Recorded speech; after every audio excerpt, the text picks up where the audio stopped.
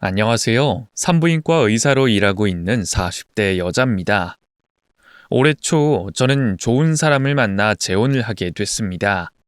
제 지인들 모두 이번엔 남편을 아주 잘 만났다며 저를 붙잡고 칭찬 세례를 퍼부을 정도로 좋은 사람을 만나게 됐죠. 그런데 제가 지금의 남편을 제 상간녀의 남편을 통해서 만났다는 사실을 제 지인 중에 아는 사람이 아무도 없습니다. 괜히 사람들에게 말했다가 안죽거리만 될 것 같아 비밀로 하고 있는 중이랍니다. 여러분들이 듣기에도 세상에 뭐 그런 인연이 다 있나 싶으시죠? 저 혼자만 알기엔 너무 재미있는 일들이 많아서 제 지인들은 못 듣더라도 여러분들은 꼭 들었으면 하는 마음에 사연을 보내봅니다. 평범한 집안에 태어난 저는 어렸을 때부터 꿈이 아주 컸습니다. 제 꿈은 바로 의사였죠.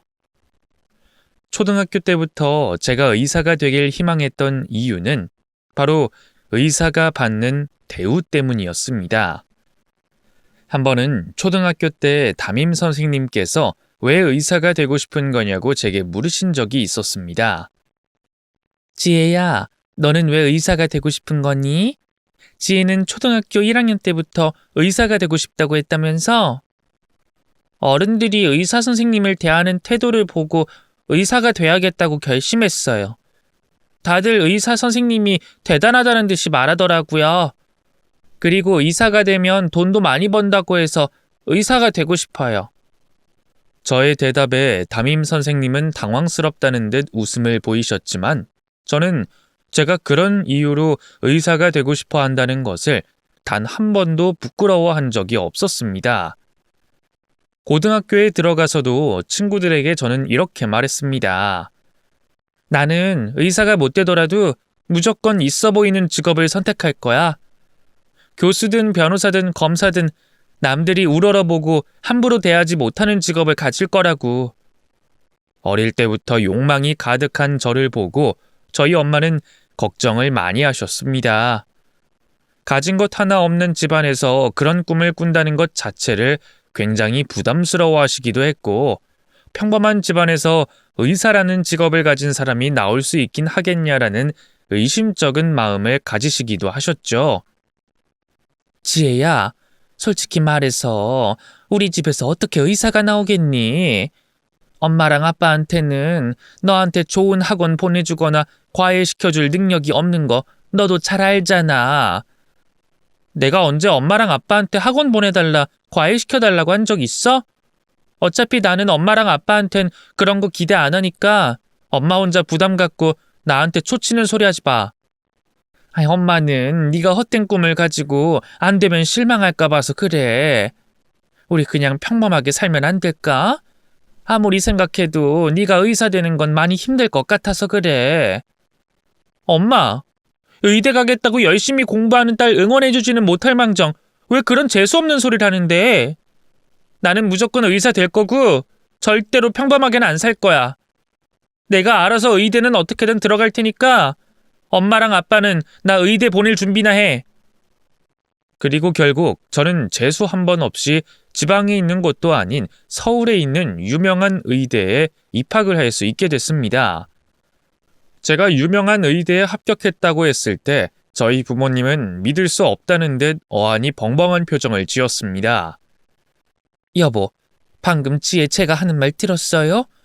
지혜 의대 합격했다는데 나만 그렇게 들은 거 아니죠? 아이고 세상에. 아니 우리 지혜가 의대에 합격했다니. 아니 내 딸이 의사가 된다니. 이게 꿈이야 생시야? 내 귀로 듣고도 믿을 수가 없네. 어쩜 좋아요. 우리 지혜는 정말 한다면 하는 애였어요. 당신 제가 말한 대로 지혜 대학 등록금은 따로 마련해 두신 건 맞죠? 의대는 다른 데보다 학비가 더 비싸다던데 돈 없어서 지혜 의대 못 보내는 건 절대 말이 안 돼요. 저희 부모님들은 당황스러워하면서도 세상 그 누구보다 행복해하셨고 결국 제가 사는 동네와 아빠의 고향에 플랜카드를 달아두시기까지 했습니다. 그렇게 저는 처음으로 가족들의 축하와 기대를 듬뿍 받으며 의대에 들어가게 됐는데 의대에 들어가 보니 저는 정말 아무것도 아니라는 게 느껴졌습니다. 쟤네 할아버지가 종합병원 원장님이시래. 그리고 저 옆에 앉아있는 애도 부모님 두 분 다 신경외과 의사에다가 개인 병원하고 계셔서 그 병원 물려받으려고 자기도 신경외과 들어갈 거라고 하더라. 여기 애들은 왜 이렇게 집안이 다 빵빵해? 나만 평범한 집안 딸인 것 같아서 조금 주눅든다. 여기 의사 집안 애들 말고도 잘 사는 집 애들 엄청 많지? 야, 말도 마. 이번에 사수만에 들어온 오빠는 아버지랑 엄마 두 분 다 판사시래. 그 오빠 부모님들은 그 오빠가 법조계에서 일하시길 바랬는데 자기는 판사 될 자신 없다고 의대 들어온 거잖아. 어쨌든 여기 애들 다들 장난 아니야. 부유하게 살아본 적도 그렇다고 모자라게 살아본 적도 없는 평범한 집안의 딸이었던 저는 같은 의대생들 사이에서는 가난한 서민이 되고 말았습니다. 물론 저와 같이 평범한 집안에서 자라온 친구들도 많았지만 유독 잘 사는 집안의 아이들이 많았기에 저도 모르게 자격지심이라는 게 생기게 됐습니다. 나 결혼하면 개인 병원 하나쯤은 차려줄 수 있는 집안이랑 결혼해야겠어. 다른 동기들은 부모님들이 개인 병원 차려줄 능력이 되시는데 우리 부모님은 그게 안 되잖아? 그럼 어떻게 해야겠어? 시댁을 잘 만나야겠지? 야, 너 아직 의사 자격증도 안 땄어. 이제 2학년이면서 무슨 그런 생각을 벌써 해. 그리고 의사 되면 꼭 개인 병원 차려야 되는 건 아니잖아. 의사쯤 됐으면 돈 왕창 벌 생각은 해야지. 솔직히 명예롭기만 하려고 의사 되는 건 아니잖아. 나는 나한테 부족한 부분은 반드시 시댁으로 채워 넣을 거야. 잘 사는 동기들에게 자격지심을 느낀 저는 대학교 입학을 하고부터 시댁을 잘 만나야겠다는 생각을 했고 그것을 저의 다음 목표로 삼았습니다. 그래서 저는 의대를 다니면서 잘 산다는 남자 동기들과 연애를 해보기도 하고 어른들이 주선해주는 맞선 자리에도 빠짐없이 나가보기도 했습니다. 그게 동기들 사이에 소문이 난 건지 동기들도 가끔 저에게 자신의 맞선 자리를 넘겨주기도 했습니다. 지혜야, 너 혹시 맞선 볼 생각 있어? 나한테 들어온 거긴 한데 나 지금 만나고 있는 사람 있어서 못 나갈 것 같아서 그러거든. 애들 말 들어보니까 네가 소개팅이나 맞선 거절 잘 안 한다고 하길래 부탁 좀 하려고 왔어. 집안이 어떤 집안인데? 부모님들이 무슨 일 하시는 분들이셔? 이것도 들었으려나 모르겠지만 나 웬만큼 대단한 집안 아들 아니면 맞선 안 보거든. 강남역에 빌딩 가지고 있는 집안 아들이래. 거기에다가 그 집 아빠가 서울 곳곳에 건물도 가지고 있다고 하더라고. 그 집 막내 아들이랑 맞선 봐야 되는 건데 그 집 막내 아들이 조금 꼴통이라는 소문도 있긴 한데 괜찮겠어? 강남역에 빌딩을 가지고 있고 거기다 갖고 있는 건물이 몇 채가 된다면 내 맞선 상대가 꼴통이라는 것쯤은 제가 감당할 수 있는 수준이라고 생각했습니다. 그리고 제가 그때까지 만나본 잘 사는 집 남자들은 대부분 다 겉만 멀쩡하지 알고 보면 꼴통인 사람들이 수두룩했기에 별 문제가 되지 않았습니다. 지금 대학병원에서 인턴으로 일하고 계시다고요? 인턴이면 많이 바쁘실 텐데 맞선 볼 시간은 있으셨나 봐요? 바쁘긴 하지만 누구 만나고 연애할 정도는 시간이 돼서 맞선 정도야 시간만 맞으면 충분히 볼 수 있어서요. 제가 나온 게 마음에 안 드시는 눈치시네요? 그게 아니라 지금까지 제가 맞선 본 여자 중에서 가장 아름다우셔서 놀라서 그런 겁니다. 근데 제가 그쪽보다 3살은 어리다는 거 알고 있죠? 저희 나이 차이 괜찮아요? 3살이면 친구죠 뭐. 저는 나이 차이 같은 건 크게 신경 안 써서요. 그나저나 오늘 안 나오실까봐 걱정했는데 그래도 나와 주셨네요. 인턴 때 동기의 소개로 나가게 된 맞선 자리에서 만난 남편은 저보다 3살이나 어린 연하였고 제가 그때까지 봐온 수많은 부잣집 아들들 중 가장 날티가 나는 사람이었습니다. 그리고 부모님에게 등 떠밀려 억지로 나온 사람이라 이 사람이랑은 잘 안 되겠다 싶었는데 웬일인지 남편이 저에게 지대한 관심을 보였습니다. 다음 쉬는 날 언제예요? 그날 다른 약속 없으면 저랑 같이 놀아요. 병원에서 일하면 스트레스 많이 받죠? 제가 스트레스 날릴 수 있도록 해드릴게요. 지금 저한테 데이트 신청하시는 거예요? 되게 의외네요. 저처럼 모범생 같은 스타일 안 좋아하실 줄 알았는데요. 그렇긴 한데 그나마 좀 묘하게 양아치 느낌 나는 모범생이라서 마음에 드네요. 그리고 제가 말 안 했었나요?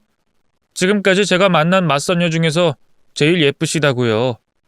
그쪽이 그나마 내 스타일이라 그쪽이랑 잘해보면서 우리 부모님한테 점수 좀 딸까 생각 중이에요. 예상외로 남편은 저를 마음에 들어했고 저에게 적극적으로 구애를 했습니다. 저는 남편이 좋든 싫든 남편의 집안만 보고 결혼을 하는 거라 남편이 저를 좋아해주면 좋아할수록 저에겐 나쁜 일은 아니었습니다. 그렇게 저희는 제가 인턴이 끝난 다음 해에 초고속으로 결혼식을 올리게 됐는데 시부모님들이 저를 정말 예뻐해 주셨습니다. 그 이유는 제가 의사라서도 아니고 제가 예뻐서도 아니고 제 덕분에 사고뭉치 막내 아들이 정신을 차렸다고 생각해서셨죠. 지혜 덕분에 우리 승현이가 자기 아버지 밑에서 일 배워보고 싶다고 한 거잖아. 아유, 정말 고맙다, 지혜야. 우린 늘 너 같은 사람이 우리 승현이랑 결혼해주길 바라고 있었어. 아이 그래. 며느리 하나 잘 들였더니 사고뭉치 아들놈이 정신도 차리고 며느리한테 얼마나 고맙고 다행인지 모른다. 부모도 못 잡은 애를 며느리가 잡아줬으니 그에 대한 보답은 당연히 해줘야겠지. 지혜야, 나랑 너희 시아버지가 우리가 며느리인 너한테 해줄 수 있는 가장 큰 선물이 뭘까 하고 이야기를 해봤어. 우리는 네가 의사니까 너 전문의 따면 너한테 개인 병원 선물로 차려주고 싶은데 네 생각은 어떠니? 너는 계속해서 대학병원에 남아있을 생각이니? 똑똑해 보이고 남들에게 인정받는 의사라는 직업을 가진 저에게 어울리는 남편이 되고 싶다던 남편은 30 가까이 되도록 백수로 살다 저와 결혼 후 처음으로 시부의 회사에 출근을 하게 됐는데 시부모님들은 그 일로 인해 저를 은인으로 여겨주셨습니다. 그래서 저에게 감사의 의미로 개인 병원을 차려주시겠다고 먼저 개원 제안을 해주셨습니다. 저는 의사로서 꿈이 개인 병원을 차리는 거였어요. 그래서 아버님이 도와주신다면 정말 감사할 것 같아요. 저 혼자 있으면 개인 병원 차리기까지 오랜 시간이 걸릴 텐데 아버님이 도와주신다면 조금 빨리 제 꿈을 이룰 수 있을 테니까요. 아이 지혜 네가 일하고 있는 병원에 내 친구가 있어서 물어보니까 우리 며느리 일 잘한다고 소문이 자자하다던데. 그럼 명의라면 내가 어떻게 해서든 투자해서 더 크게 키워줘야 되지 않겠니? 그게 사회를 위한 것이기도 하다고 생각한다. 그러니 지혜 너는 걱정하지 말고 전문의 딸 때까지만 대학병원에서 조금만 더 고생해라. 그 후로는 내가 뭐든 다 해주마. 그리고 다른 거 필요한 거 있으면 언제든지 말하려무나. 이 시아버지가 돈을 괜히 버는 게 아니란다. 남편과 결혼하고 시부모님들의 사랑을 듬뿍 받으면서 그제야 제 마음에도 평화가 찾아오게 됐습니다. 그때 든 생각은 마음의 여유는 정말 돈에서 나오는 거구나라는 것이었습니다. 어떻게든 대학병원에서 시간만 잘 보내면 그 후로는 시부모님들 돈으로 개인 병원도 차리고 사회에서 더 인정받고 살겠구나라고 생각하며 이젠 욕심을 좀 내려놔야겠다고 생각을 했는데 아니나 다를까 남편이 저를 가만히 두지 않았습니다. 자기야, 이번 여름에 2주 정도 시간 낼 수 있어? 나 이번에 크로아티아랑 그리스로 여름휴가 갈까 생각 중인데 당신 7, 8월 중에 언제가 좋을 것 같아? 나한테 여름휴가가 어딨어. 거기다 이틀도 아니고 2주나 시간을 빼라니? 절대 불가능한 일이야. 당신 가는 거 안 말릴 테니까 가려거든 혼자 가. 난 절대 못 가. 절대라는 게 세상에 어딨어. 자기 윗사람한테 잘 말하면 안 돼?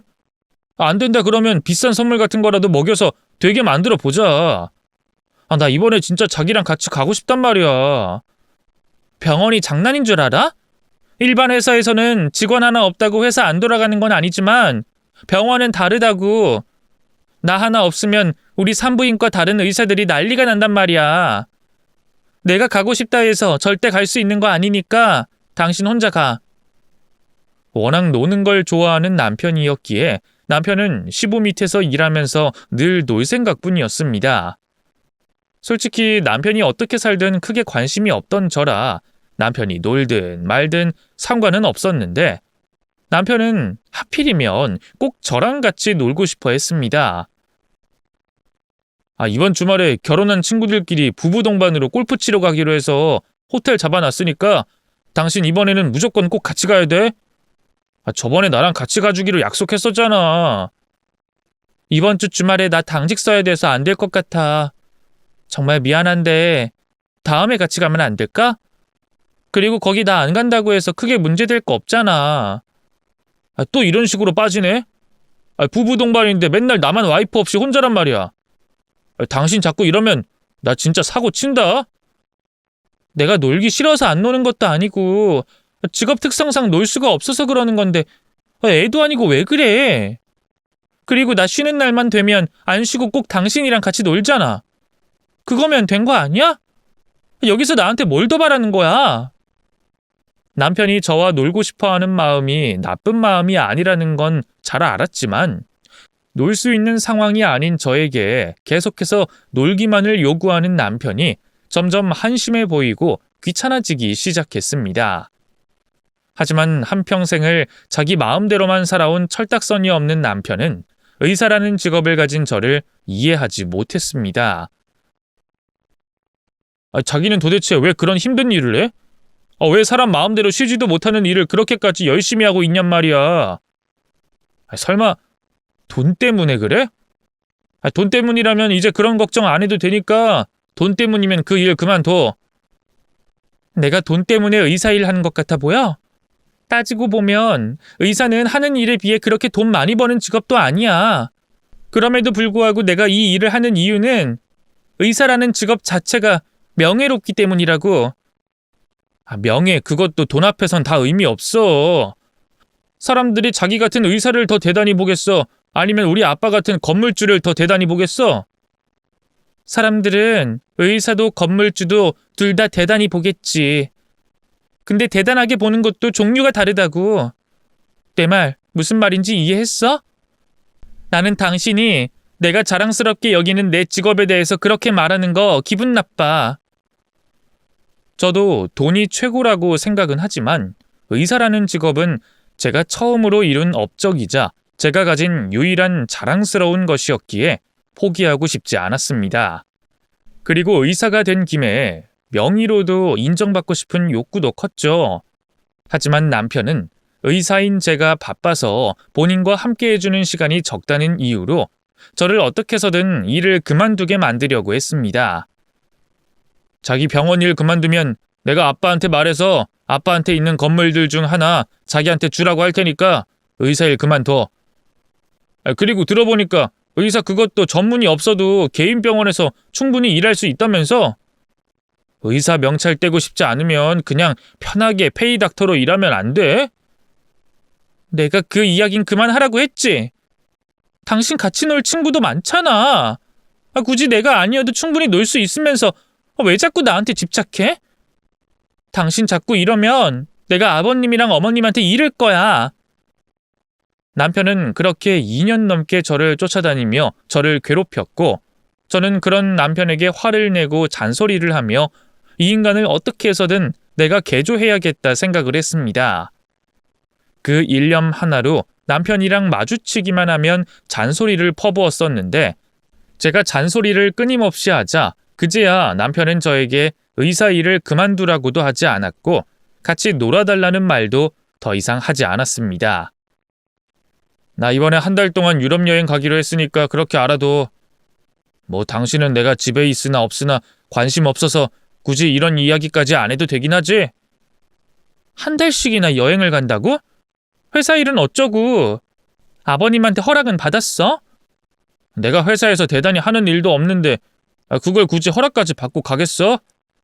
자기 병원에서는 자기 없으면 병원이 안 돌아가겠지만 우리 아버지 회사에서는 나 하나 없다고 안 돌아가는 거 아니라서 나 없어도 돼. 남편이 저 없이 혼자서도 잘 놀고 잘 지내는 걸 보면서 저는 제가 남편을 개조하는 데 성공했다고 생각을 했고, 이제 남편과 저는 굳이 서로가 없더라도 각자의 인생을 잘 살아간다 생각을 했습니다. 하지만 그것은 저의 자만심에서 비롯된 아주 잘못되고 큰 착각이었습니다. 우리 며느리 천문이 따느라 그동안 고생 많았어. 지혜 전문의 땄다는 소식 듣고 너희 시아버지가 지금 병원 자리 알아보고 다니고 있으니까 조금만 더 기다리려무나. 엄마랑 아빠 진짜 이 사람한테 병원 차려줄 생각이야? 병원 차리는데 돈 꽤 많이 든다고 하던데 그래도 괜찮아? 우리 며느리한테 쓰는 돈인데 그게 아깝겠니? 그리고 이왕 차리는 거 병원에 필요한 기계들도 제일 좋은 것들로 넣어서 손님들 많이 오게 하자고 너희 시아버지랑 이야기도 나눴어. 그러니까 병원에 들어가는 건 뭐든 최신식으로 준비하자꾸나. 제가 전문의를 따자마자 저희 시부모님들은 약속대로 병원을 차려줄 준비를 하셨는데 남편이 그것을 엄청 탐탁치 않아 했습니다. 저 사람이 나한테 돈 쓰는 게 아까워서 저러는 건가 싶었는데 어느 날 남편이 시댁 식구들이 모인 자리에서 대놓고 시부에게 제 개인 병원을 차려주지 말라고 말했습니다. 아빠, 이 사람한테 개인 병원 안 차려줘도 될 것 같으니까 여기서 더 진행하지 말고 준비 중인 것도 다 취소해줘. 야 임마, 내가 우리 예쁜 며느리한테 병원 차려준다는데 네가 뭔데 이래라 저래라야. 그리고 내가 내 돈으로 네 안사람 병원 차려주면 너만 좋은 거 아니야? 나 이 사람이랑 이혼할 생각이야. 그러니까 며느리란 소리도 좀 그만하고 병원 준비하던 것도 멈춰줘. 이 사람이랑 나랑은 이제 남이야. 시부모님들이 계시는 자리에서 저와 이혼하겠다고 선언한 남편의 말에 시부모님들과 저는 큰 충격에 빠지게 됐습니다. 시부모님들도 남편과 제가 이혼할 거라는 걸 그때 처음 아셨듯이 저도 남편과 제가 이혼할 것이라는 걸 그 자리에서 처음 알게 됐죠. 지혜랑 이혼을 한다니 그게 도대체 무슨 소리야? 너희 사이에 무슨 문제가 있길래 이혼한다는 거야? 지혜 네가 이야기해봐라. 너희 뭐 때문에 그래? 아버님, 죄송하지만 저도 지금 이 자리에서 처음 듣는 이야기라서 뭐가 뭔지 모르겠어요. 이 사람이 저한텐 이혼 이야기를 단 한 번도 꺼낸 적이 없거든요. 저도 무슨 이야기인지 들어봐야 될 것 같아요. 그래? 그럼 승현이 너 이 자식 지금 너 지혜한테 의사도 안 물어보고 네 맘대로 이혼하겠다고 함부로 떠들어대는 거냐? 너 도대체 정신머리를 어디다 두고 왔길래 지금 그딴 소리를 해? 네가 뭔데 네 조강지처를 벌이겠다는 거야? 제게 말 한마디 없이 저희의 이혼을 혼자 결정한 남편에게 화가 난 시부가 남편에게 화를 냈고 저는 혼자서 저와의 이혼을 결정한 남편에게 큰 배신감이 들어 눈물을 글썽였습니다. 이 사람이랑 나랑 말만 부부지 단 한 번도 부부처럼 같이 산 적이 없어. 이 사람이랑 같이 살아보니까 한 집에서 같이 산다고 해서 무조건 부부라고 부를 수 없다는 걸 알게 됐어. 사랑이든 정이든 뭐든 나눠야 부부지. 우리같이 남처럼 사는 게 무슨 부부야? 너 아직도 철딱서니 없는 소리만 하고 있구나. 지혜가 사람 살리는 일을 하는 의사니까 바빠서 부부 생활에 소홀하다고 느껴질 수 있는 거지. 지혜가 네가 싫고 그러고 싶어서 그러는 거겠니? 나를 정말 사랑하고 나를 남편으로서 존중했다면 내 의견도 들어줬어야 했다고 생각해. 그리고 아내로서 남편을 외롭게 둬선 안 된다고 생각한다고. 아빠는 평생 엄마랑 붙어 살아서 잘 모르겠지만 나는 이 사람이랑 살고 많이 외로웠어. 남편은 제가 아내로서의 역할을 제대로 하지 못했고 저랑 사는 동안 외로웠다는 이유를 대며 저와 이혼하겠다고 말했습니다. 하지만 제 편이었던 시부모님들의 반대로 남편은 저에게 이혼 소송을 걸지도 못하고 있었는데 남편이 갑자기 시댁으로 가족들을 소집했고 그곳으로 처음 보는 웬 어린 여자를 데리고 왔습니다. 승현이, 너 지금 무슨 짓이니? 너 지금 여기가 어디라고 외간 여자를 데리고 왔어? 너 정말 아버지한테 쫓겨나고 싶어서 그래? 그리고 지혜도 있는데 왜 이러는 거야? 너 정말 엄마 죽는 꼴 보고 싶어서 그래? 엄마, 나 아빠랑 저 사람한테 소개해줄 사람 있어서 데리고 왔어. 자꾸 내 맘대로 이혼도 못하게 하길래 내가 왜 이혼을 해야 되는지 가족들한테 보여주고 싶어. 시부모님들과 저를 시댁으로 소집한 남편은 그곳으로 저 몰래 만나고 있던 어린 상간녀를 데리고 왔고, 결국 시모는 그 꼴을 더 이상 보지 못하겠다며 방으로 도망을 가버리셨습니다. 화가 잔뜩 난 시부가 남편에게 달려가 사정없이 뺨을 내리쳤는데, 남편은 시부에게 얻어 터지면서도 굽히지 않고 말했습니다. 아빠, 나 얘랑 만난 지 벌써 1년 넘었어. 저 사람이랑 나랑은 법적으로만 부부지 내 마음속에 진짜 내 아내는 이 여자야. 너 그 입 닥치지 못해? 초강지쳐 두고 바람 피고 있는 게 무슨 자랑이라고 여기까지 저걸 데리고 와? 너 진짜 내 손으로 이 집에서 쫓겨나고 싶어서 그래? 아빠, 저 여자는 조강지처가 아니라고. 저 여자는 그저 직군밖에 모르는 욕심쟁이일 뿐이야. 나는 저런 여자랑 더 이상 못 살아. 나는 내 남은 평생을 내 옆에서 함께 해줄 사람이 필요해. 너 내가 누누이 말했지. 외롭다고 해서 아무나 만나서는 안 된다고. 저 여자가 뭐하는 앤 줄은 모르겠지만 네 수준에 맞는 여자를 만나야지. 너도 저 딴애도 꼴 보기 싫으니까 당장 내 집에서 데리고 나가. 시부가 남편과 남편의 상간녀에게 당장 집에서 나가라고 하는데도 남편과 남편의 상간녀는 꼼짝도 않고 그 자리에 버티고 서 있었습니다. 당신 못 들었어? 아버님이 그 여자 데리고 나가라잖아. 여기서 더 버티고 있으면 가족들 더 힘들어지니까 그만하고 데리고 나가. 그리고 나중에 나랑 따로 이야기하는 걸로 해. 사실 더 이상 남편과 상종도 하기 싫었지만 시부도 점점 힘들어하시는 것 같아 저라도 남편을 잘 달래서 돌려보내려고 했는데, 계속 가만히 있기만 하던 남편의 상간녀가 저의 말을 듣고 처음으로 입을 열었습니다. 아버님, 제가 저 여자처럼 의사도 아니고 그렇다고 돈이 많은 집안의 딸도 아니지만 저 여자보다 승현 오빠를 더 행복하게 만들어줄 자신 있어요. 지금까지 만났던 1년이라는 시간 동안 저는 늘 오빠를 웃게 만들어줬고 외로워하는 오빠 옆을 지켜줬어요. 그러니까 아버님 아들의 행복을 위해서라도 저를 새 며느리로 받아주시면 안 될까요? 자기를 새 며느리로 받아달라는 상간녀의 말에 시부는 혀를 차더니 갑자기 어디론가 전화를 걸었습니다. 그리고 시부가 전화를 끊은 지 10분 만에 집 안으로 검은 양복을 입은 경호원으로 보이는 사람들이 들이닥쳤고, 그 사람들은 강제로 남편과 남편의 상간녀를 밖으로 끌고 나갔습니다. 지혜야, 너한테 몹쓸 꼴을 보인 것 같아서 정말 미안하구나. 내가 아들을 잘못 키워도 한참 잘못 키웠다. 정말 미안하다. 아니에요, 아버님. 아버님도 많이 놀라셨죠. 오히려 제가 두 분께 불효를 저지른 것 같아서 정말 죄송스러워요. 저희가 잘 살았어야 했는데 결국엔 이런 모습 보여드려서 정말 죄송합니다. 아니다. 우린 지금 상황이 왜 이렇게 됐는지 충분히 이해하고 있다. 승현이 저놈이 철이 없어서 바쁜 너를 이해 못한 거지. 네가 잘못한 건 하나도 없다. 그런데 말이다, 지혜야. 너는 우리 승현이랑 이혼할 생각 없지? 나는 네가 이번 일을 한 번만 이해해주고 넘어가줬으면 하는데 그거 어떻게 안 되겠니?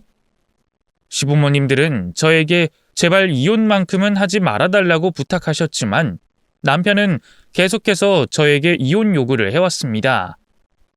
사실 남편이 제멋대로 살기는 해도 결국 자기 부모님들 말에는 복종을 해야 되는 힘없는 아들이어서 제가 버티기만 하면 이혼할 일은 없었겠지만 제 자존심상 저를 두고 다른 여자와 바람이 난 남자와는 더 이상 살 수가 없었습니다. 아버님, 어머님, 이런 결정 내려서 정말 죄송스럽게 생각하고 있습니다. 저 승현 씨랑 더 이상 함께 살 수가 없을 것 같아서 이혼하려고 합니다. 두 분만 생각하면 어떻게든 참고 살고 싶지만 그게 저에겐 너무 어려운 일이네요. 두 분이 저에게 베풀어 주신 사랑은 평생 감사하게 생각하고 잊지 않고 살겠습니다. 아이, 지혜야, 우리는 정말 너를 놓치고 싶지 않어. 어떻게 해서든 너를 붙잡고 싶은데 제발 네가 한 번만 봐주면 안 되겠니? 너한테 차려줄 병원 자리도 이미 다 알아봤는데 네가 이렇게 떠나면 어떡하니?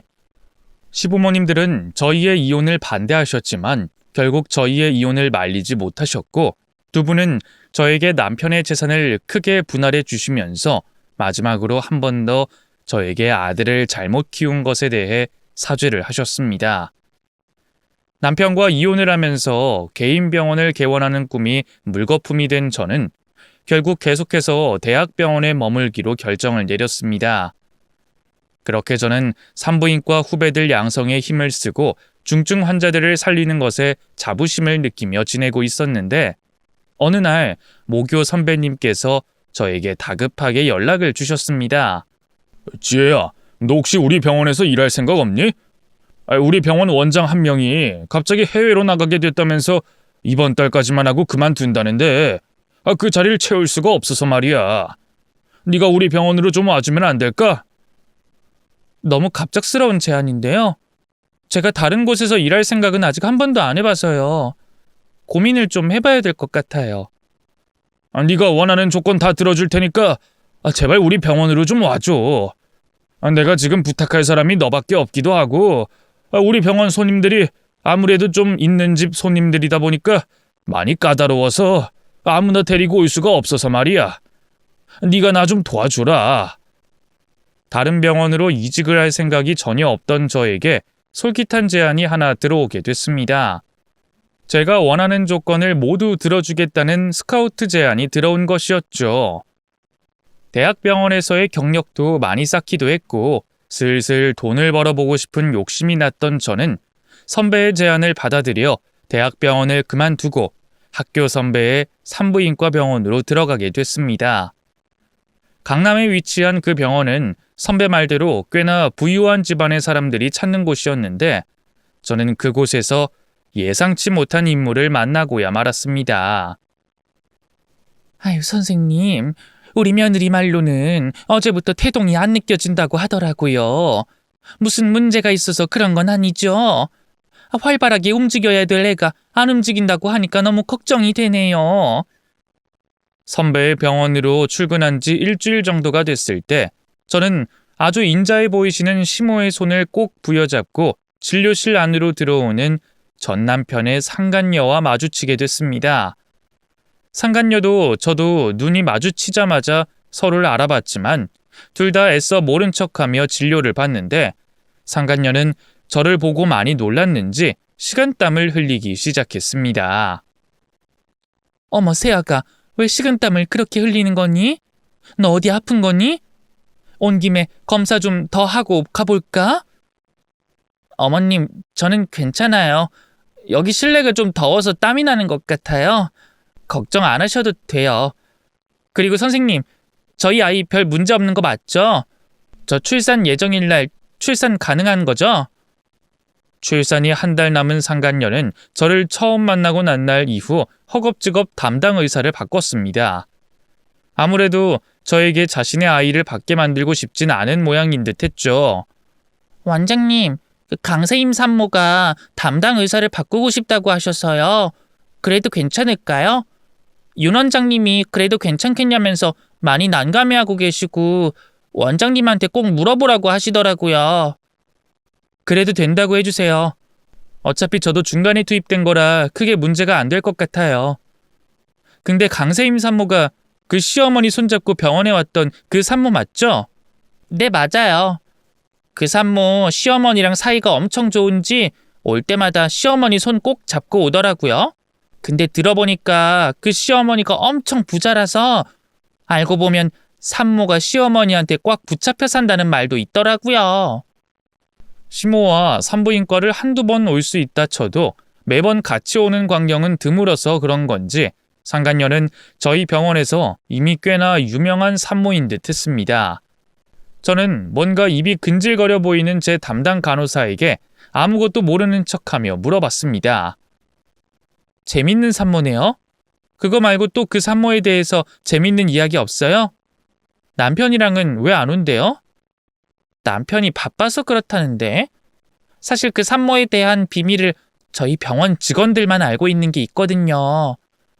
원장님은 이제 막 저희 병원에 들어오셔서 모르셔서 알려드리는 건데 그 산모 처음엔 애 지우려고 저희 병원에 찾아왔었어요. 애를 지우려고 여기에 왔었다고요? 도대체 왜요? 계획하지 않은 아이가 생겨서 그런 건가? 추측인데 그 산모 뱃속에 있는 아이가 지금 남편의 아이가 아닌 것 같아요. 왜냐면 그 산모가 아이를 지우러 온 날 아이 아빠라고 데리고 온 사람은 지금의 남편이 아니거든요. 진짜 대박이지 않아요? 그게 사실이에요? 그게 사실이라면 이 병원 말고 다른 병원으로 갔어야 되는 거 아니에요? 근데 왜 겁도 없이 자기 시어머니랑 이 병원을 다니는 거지? 제가 볼 땐 아무것도 모르는 시어머니한테 끌려온 것 같아요. 그 시어머니라는 사람의 따님분이 여기서 아이를 출산하셨는데 여기가 꽤 신뢰가 갔는지 시어머니가 산모를 여기로 데리고 왔더라고요. 그리고 산모는 마치 여기 처음 온 사람인 척 시침이 떼고 진료받던 거고요. 새로운 사실을 알게 된 저는 이 기회에 상간녀에게 통쾌하게 복수나 해볼까라는 생각을 했었습니다. 솔직히 저를 이혼시킨 장본인이 어울리지도 않게 부잣집에 시집을 가 호사를 누리고 살고 있는 게 배알이 꼴렸습니다. 하지만 의사에게는 지켜야 할 의료법이 있었기에 상간녀를 무너뜨릴 수 있는 비밀을 알고 있다고 해도 발설하기가 쉽지 않았습니다. 입은 근질거려도 나를 위해서라도 입을 다물고 있어야겠다. 어차피 내가 복수를 하지 않아도 인과응보로 벌을 받게 됐다고 생각하던 중 상간녀가 저를 찾아왔습니다. 담당 의사 바꾼 걸로 아는데 무슨 일 때문에 저를 찾아오신 거죠? 저한테 무슨 할 말이라도 있으세요? 저 알아보셨죠? 눈빛 보니까 저 알아보신 것 같아서 경고 드리려고 찾아왔어요. 경고요? 경고를 해도 내가 해야지 그쪽이 뭔데 저한테 경고를 한다는 거예요? 그 주둥이 함부로 놀리지 말라고 말하려고 왔어요. 그쪽 이혼한 거 저 때문 아니고 그쪽이 멍청해서 벌어진 일이니까 제 탓할 생각하지 말라고요. 저를 상간녀로 몰 생각하지 말란 말이에요.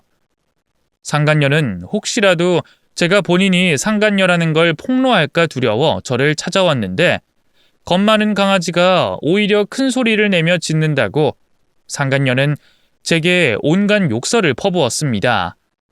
그리고 저는 미친 개처럼 짖는 상간녀를 보고 결심했습니다.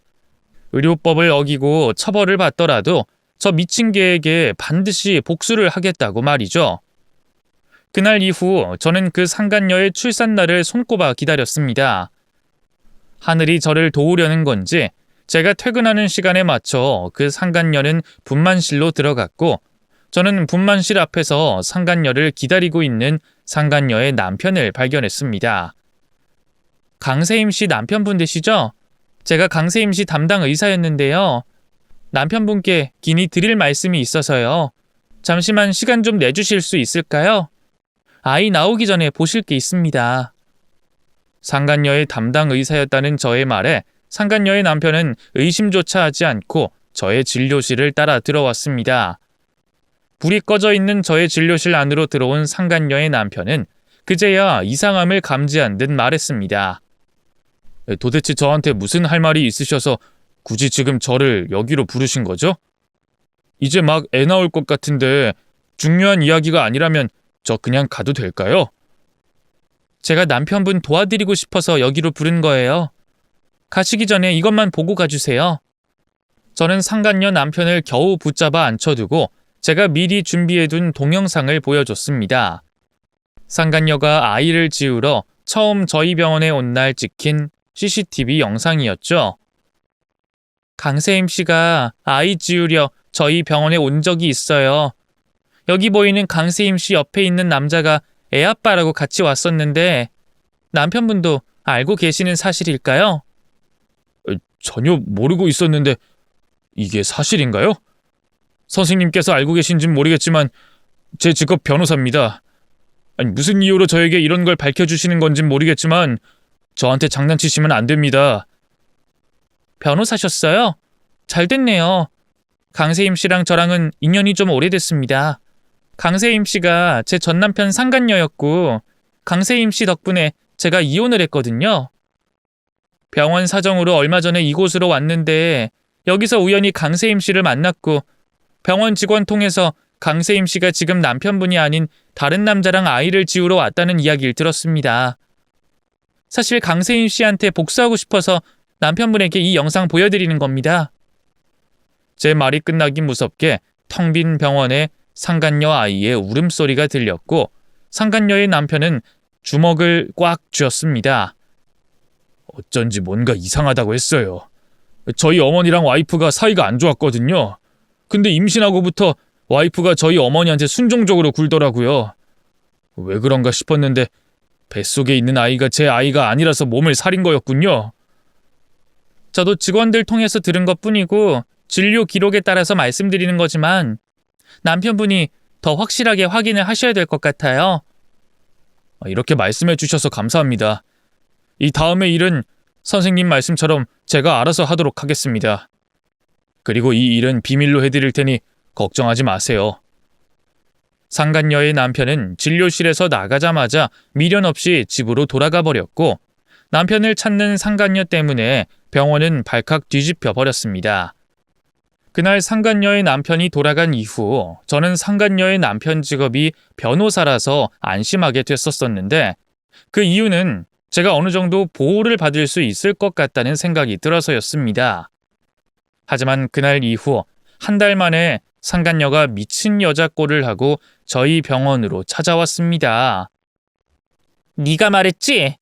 네가 우리 남편한테 다 말한 거지? 이 병원에서 너 아니면 말할 사람이 없어. 네가 나한테 복수하려고 우리 남편한테 다 말한 거 맞지? 산모님, 지금 무슨 말씀하시는 거예요? 복수라뇨? 아, 산모님이 저희 남편이랑 바람나서 저 이혼한 거에 대해서 말씀하시는 거예요? 죄송하지만 산모님, 저는 산모님에게 뭘 어떻게 하고 싶어도 의료로서 의료법 때문에 그럴 수가 없어서요. 무슨 오해를 하고 찾아오신 것 같은데 그만하시고 돌아가 주시죠. 내가 이 병원에 다른 남자랑 애 지우러 왔다는 거 네가 우리 남편한테 폭로한 거 아니야? 저 산모님 출산하기 한 달 전에 이 병원으로 왔어요. 그런 사실이 있었다는 것도 지금 산모님 덕분에 알게 됐네요. 도대체 본인 입으로 무슨 이야기를 하시는 거예요? 난동을 부리는 상간녀 앞에 저는 아무것도 모른다는 표정을 지으며 말했습니다. 자신의 남편에게 이혼을 당하게 된 건지 그 집에서 쫓겨난 건진 몰라도 정신이 반쯤 나가 있는 상간녀를 경호원들이 겨우 쫓아내고 난 후 저는 상간녀 남편에게 받아둔 명함에 적힌 번호로 전화를 걸었습니다. 강세임 씨가 방금 저희 병원에 찾아와서 난동 부렸어요. 제가 그 사실을 다 말한 거냐고 그러더라고요. 지금 어떻게 되고 있는지 물어봐도 될까요?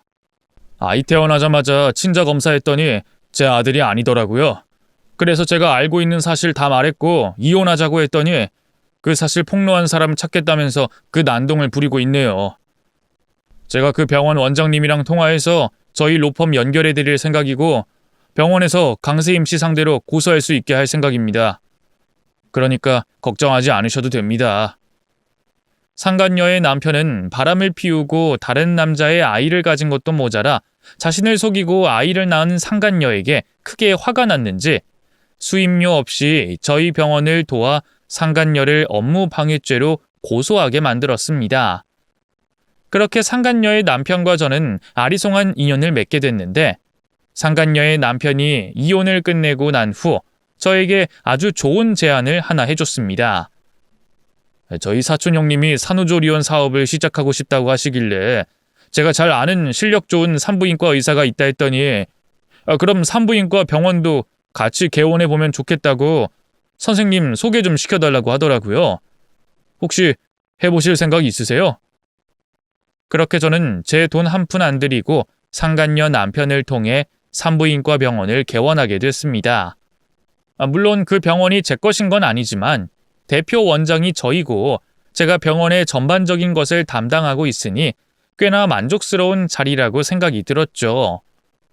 그리고 지금의 제 남편도 그 상간녀의 남편 덕분에 만나게 된 것인데 지금 남편을 만난 것은 정말 우연이었습니다. 원장님, 제가 지금 의료 소송을 맡게 됐는데 제 의뢰인이 의사 선생님이랑 상담을 하고 싶다고 아는 의사 있으면 연결 좀 시켜달라고 하더라고요. 그래서 말인데 저희 의뢰인한테 원장님 좀 소개해드려도 될까요? 무슨 소송인진 모르겠지만 제가 아는 선에서 알려드릴게요. 제가 모르는 거 있으면 저희 동기들한테 물어봐도 되는 거니까 일단 제 연락처 알려주세요. 변호사님 일이면 제가 무슨 일이든 도와야죠. 지금의 남편은 상간녀 남편의 의뢰인이었습니다. 지금 제 시모가 된 분이 받은 수술이 잘못돼 병원과 법정에서 싸움을 하게 됐는데 그러던 중 저를 만나게 된 것이었죠.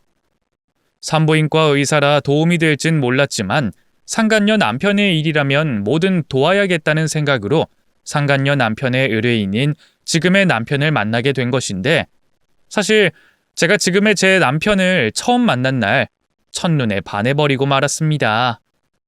큰 키에 훤칠한 외모 그리고 교양 있는 말투에 반하게 된 저는 제가 모르는 일에도 굳이 일부러 적극적으로 나서 지금의 남편 일을 도와줬고 그렇게 저희는 연인이 돼 결혼까지 하게 된 것입니다. 지금의 제 남편은 부잣집 아들도 아니고 전문직 직업을 가진 사람도 아니지만 욕심 가득한 저를 변화시켜준 세상 유일한 사람이었습니다. 돈 말고는 저를 여유롭게 만들어준 존재는 그 어떤 것도 없었는데 돈 말고 그 유일한 존재가 바로 지금의 제 남편인 거죠. 남편과 재혼을 하던 날 저희 엄마 친구께서는 제게 이런 말을 하셨습니다. 아유 지혜야, 욕심 내려놓으니까 좋은 남편도 만나고 얼마나 좋니? 앞으로는 욕심 부리지 말고 앞만 보고 달리지 말고 옆도 둘러보고 뒤도 돌아보면서 살아.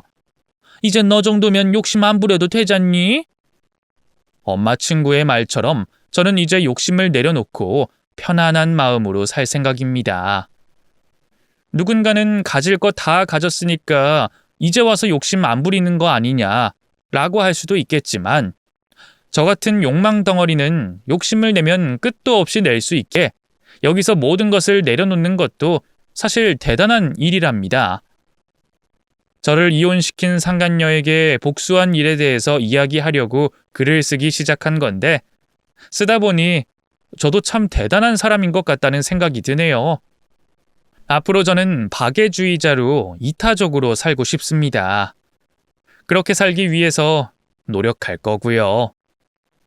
감사합니다.